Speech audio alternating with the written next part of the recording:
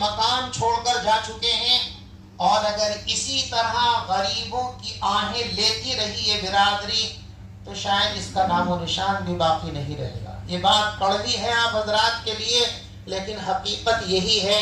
اگر میں نے حقیقت کا آئینہ آپ کو نہ دکھایا تو میں سمجھتا ہوں کہ قیامت کے دن میں مجرم شمار کیا جاؤں گا۔ یہ باتیں اگرچہ بری لگ رہی ہوں گی، لیکن یہ آئینہ دکھانا آپ کے لیے ضروری ہے۔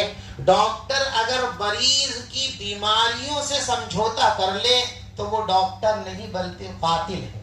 کوئی قائد، کوئی رہنما اگر اپنی قوم کو صحیح آئینہ نہ دکھائے، صحیح صورتحال ان کو نہ بتائے تو وہ رہبر نہیں بلکہ رہزن، ڈاکو اور لٹیرا ہے، جو اپنے مفاد کی روٹیاں قوم کے جنازوں پر سینکنے کی کوشش کر رہا ہے۔ اس لیے میرے بھائیوں، تعلیم کے میدان میں بھی آگے بڑھنے کی کوشش کرو۔ اسی طریقے سے شادی اور بیاہ میں جو طوفان ہم نے بدتمیزیوں کا برپا کیا ہے اور کسی اور کا نہیں، آپ نے معاف کیجئے گا اپنے آپ کو جانور بنا لیا ہے۔ سب بلا استثناء جتنے ان شادیوں کے دیوانے ہیں انہوں نے اپنے آپ کو انسان کی بجائے جانور بنا لیا ہے۔ ہماری برادری میں زیادہ تر مویشیوں کا کام کرنے والے لوگ رہے ہیں، مویشیوں سے رابطہ ہے نا۔ آپ نے کسی بھینس اور بیل کو بیٹھ کر جو ہے چارہ کھاتے ہوئے نہیں دیکھا ہوگا۔ بھینس بیٹھی ہو، بیل بیٹھا ہوا ہو، آپ اس کے سامنے لے جا کر سانی کا ٹوکرا رکھ دیجئے، وہ کھڑا ہوگا پہلے، کھڑا ہونے کے بعد کھائے گا۔ یعنی جانور کی فطرت میں ہے کھڑے ہو کر کھانا۔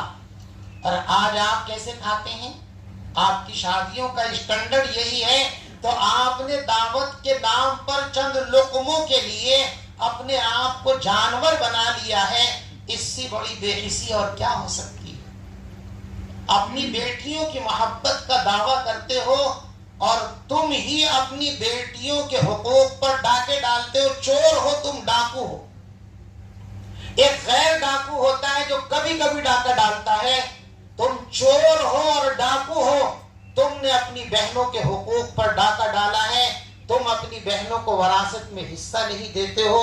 تم سے بڑا ڈاکو اور رہزن کون ہوگا؟